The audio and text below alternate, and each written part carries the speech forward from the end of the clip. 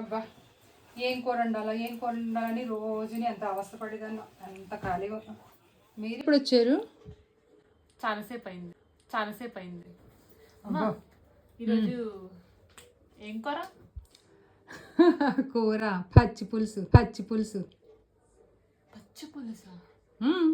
అమ్మ గత 10 రోజులుగా పచ్చి పులుసే కదమ్మా. ఇంకో 10 రోజులైనా తినాల్సిందే. గ్యాస్ లేదు, అందుకు తప్పదు మరి.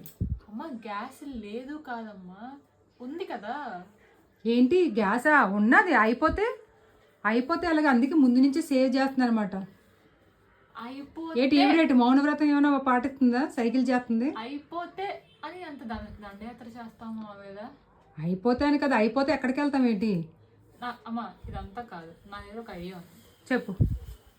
ఇప్పుడు పోనీ ఈ గ్యాస్ లేదు కదా, నీకు పచ్చి పులుసు తినడానికి అవ్వదు కదా, దీనికి ఏమైనా సొల్యూషన్ ఏమైనా ఉందా? ఉంది. దానికే ఇప్పుడు నీ గ్యాస్ అవ్వకూడదు అంతే, మంచి ఫుడ్ తిన అంతే కదా. నాకు కదా నీకు. Hey Siri, can we order now on Swiggy? Hey Siri, can we give me some చీపురు కట్ట? చీపురు కట్ట కూడా తెస్తుంది మా సిరి, నీ సిరే కాదు. చెప్పు. మరి దీనికి ఏంటమ్మా సొల్యూషన్? ఆంటీ లెట్స్ గో, మనం వెళ్ళి మన పొయ్యి తెచ్చుకుందాం. బొగ్గు పొయ్యి వద్దు, అది వెలిగించడానికి 1.5 గంట పడుతుంది. మమ్మీ లాగా చేస్తుంది, వెళ్ళిపోతుంది. అప్పుడు మన అన్నం తిన్నట్టు ఇంకా. ఆంటీ ఇలా వెలిగిస్తే అయిపోద్దా? అలాగే అవ్వదు, అది ఎలగడానికి 1.5 గంట టైం పడుతుంది. అది అయితే వద్దు, ఈ దృష్టి మనం తీసుకోలేము. పచ్చి పులుసే బెటర్ అంటారా?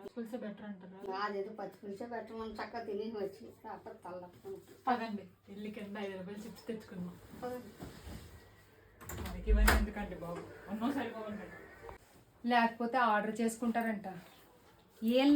ఎలాగో మేనేజ్ చేస్తాం, కానీ ఈ టైంలో చుట్టాలు వస్తాయి. అమ్మో ఏముంది, ఆ ఇసుని గారితో ఆ బొగ్గులు పోయిన వాళ్ళతో ఇసిరించాలి, అంతకన్నా చేసేదేం లేదు. అంతే కదా.